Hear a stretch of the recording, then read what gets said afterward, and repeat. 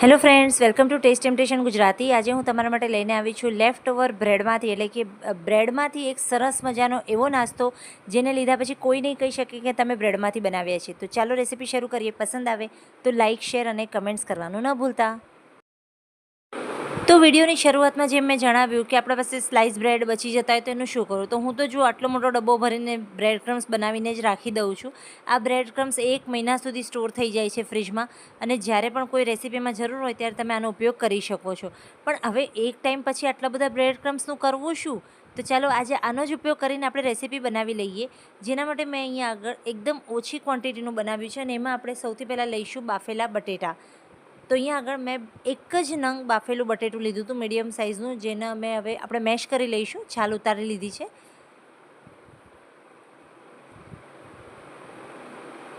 Video પસંદ આવે તો લાઇક, શેર, કમેન્ટ્સ કરવાનું ન ભૂલશો. તમે કમેન્ટ્સ નથી કરતા, લાઇક નથી કરતા, તો પ્લીઝ કમેન્ટ્સ કરો, લાઇક કરો, અને જો પસંદ આવે તો વધારેમાં વધારે શેર કરો. તો અહીંયા આપણે જે બટેટા છે એને સારી રીતે મેશ કરી લીધા છે. જુઓ, અહીંયા બટેટા ફક્ત આપણે એને બાઇન્ડિંગ માટે કરીએ છીએ, એટલે ઓછા જ લીધા છે. મેઇન તો આપણે બ્રેડમાંથી જ આ નાસ્તો બનાવવાનો છે. હવે જે બ્રેડ ક્રમ્સ મારા પાસે પડ્યા છે એ આપણે નાખી દઈશું. જો તમને બ્રેડ ક્રમ્સ કેવી રીતે બનાવવાના છે ન ખબર હોય તો જણાવી દઉં કે તમે જે પણ આપણી સ્લાઇસ બ્રેડ હોય છે એને એક દિવસ માટે ફ્રીજમાં મૂકી દેજો. બીજા દિવસે એને કાઢશો એટલે થોડા સૂકા થઈ ગયા છે, પછી તમે એને મિક્સર જારમાં નાખીને પીસીને તૈયાર કરી શકો છો બ્રેડ ક્રમ્સ. હવે અહીંયા આગળ મેં મોળું મરચું છે એને ઝીણું સમારીને રાખ્યું હતું, એ નાખ્યું છે. સાથે જ 1 થી 2 ચમચી ઝીણા સમારેલા કાંદા નાખ્યા છે. કોથમીર નાખીશું. આ સિવાય તમે તમારા ચોઈસ પ્રમાણે ગાજર છે, સ્વીટ કોર્ન છે, વટાણા છે, આ બધું પણ લઈ શકો છો. સ્વાદ પ્રમાણે મીઠું નાખી દઈશું. 2 ચપટી હળદર, 1 નાની ચમચી ગરમ મસાલો અને 1 નાની ચમચી લાલ મરચું પાવડર. મસાલામાં પણ તમને કોઈ વસ્તુ જો સ્કીપ કરવી હોય તો કરી શકો છો. તમારે જો થોડું ખાટું જોઈતું હોય તો તમે આમચૂરનો ઉપયોગ પણ કરી શકો છો. હવે હાથેથી જ આપણે બધી વસ્તુઓને મિક્સ કરી લઈશું. બટેટા છે એટલે આપણે બ્રેડ ક્રમ્સમાં બાઇન્ડિંગ સારી રીતે આવી જશે. આમાં કોઈ પણ પાણીનો ઉપયોગ આપણે નથી કરવાનો, ફક્ત આપણે આને બધું મિક્સ કરીને સરસ એક બાઇન્ડ કરી લેવાનું છે.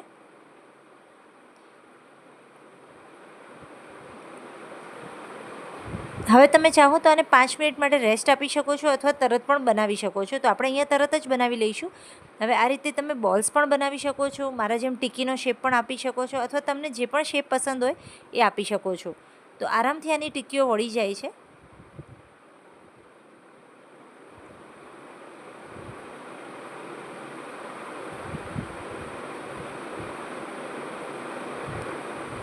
તો તમે જોશો કે એક જ નંગ બટેટામાંથી આપણે અહીંયા 5 ટિક્કીઓ તૈયાર કરી છે, એ પણ મીડિયમ સાઇઝની. આ રીતે જો બ્રેડ ક્રમ્સ વાપરીએ તો જલ્દી બ્રેડ ક્રમ્સ વપરાઈ પણ જાય છે, ખરાબ પણ નથી થતું, આપણું નુકસાન પણ નથી થતું, અને એક સદુપયોગ થઈ જાય છે. તો મેં અહીંયા આના હમણાં તો બોલ્સ બનાવ્યા છે, અને પછી આપણે ટિક્કીનો શેપ આપીશું. એના માટે પહેલાં એકવાર હું હાથ ધોઈ લઉં છું, અને ત્યારબાદ હાથમાં થોડું તેલ લગાડી હાથને ચીકણા કરી લીધા છે, અને હવે આપણે આને ટિક્કીનો શેપ આપી દઈશું.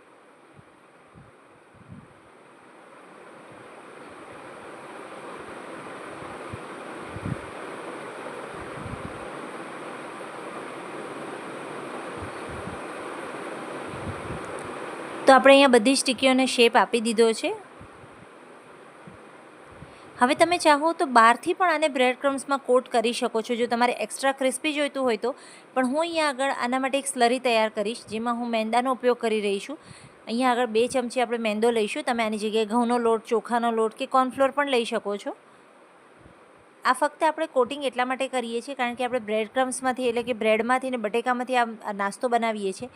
અને જો ડાયરેક્ટ તમે ટિક્કીને તળશો તો તળાઈ તો સારી જાય છે, પણ બટેકાને બ્રેડ છે એટલે તેલ વધારે પી જાય છે. એ ન થાય એટલે બહારથી તમારે કોઈ પણ એક લોટનું કોટિંગ કરવું જરૂરી છે. તો અહીંયા સ્વાદ પ્રમાણે થોડું મીઠું અને થોડી કોથમીર નાખી છે, અને હવે આની એક થોડી ઘટ્ટ જેવી આપણે સ્લરી તૈયાર કરવાની છે.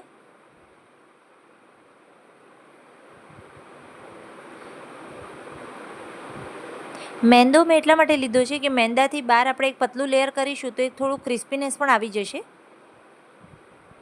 તમે આ રીતે કરીને આમાં ડીપ કર્યા પછી બ્રેડ ક્રમ્સમાં કોટ કરીને પણ તળશો તો પણ વધારે ટેસ્ટી લાગે છે.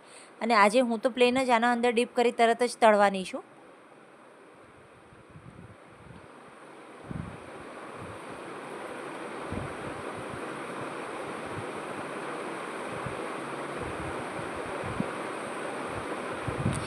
તો જુઓ આટલી ઘટ્ટ રાખવાની છે આપણે સ્લરીને. હવે અહીંયા તેલ મેં પહેલેથી જ ગરમ કરવા મૂકી દીધું હતું અને આપણી ટિક્કી ને સ્લરી બંને તૈયાર છે. હવે જે મેંદાની સ્લરી છે એમાં આપણે ડીપ કરીને ટિક્કીઓને તળવાની છે. તમે જોઈ શકો છો ટિક્કી ઉપર કોટ ખૂબ જ ઓછું થાય છે મેંદાનું, એટલે વધારે મેંદો પણ નહીં જાય અને એકદમ સરસ એક પતલું લેયર જેવું બનશે, જેના કારણે આપણી જે ટિક્કી છે એ તેલ પણ વધારે નહીં પીવે.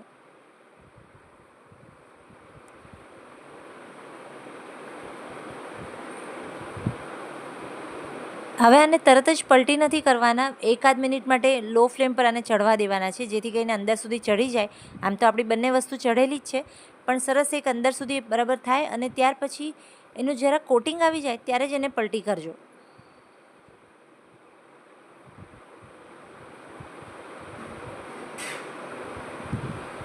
તો હવે હલકું હલકું કોટિંગ આવી ગયું છે, આપણે આને પલટી કરી લઈએ. હવે બંને બાજુથી ગોલ્ડન થાય ત્યાં સુધી આપણે આને ફ્રાય કરવાનું છે.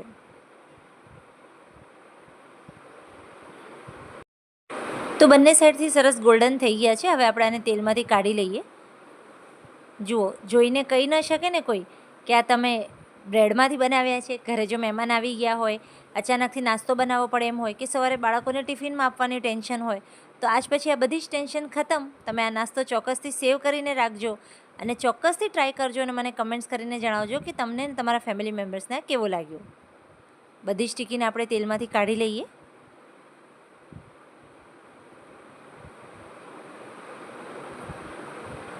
તો તૈયાર છે આપણી બધી ટિક્કી. ચાલો આને સર્વ કરી લઈએ.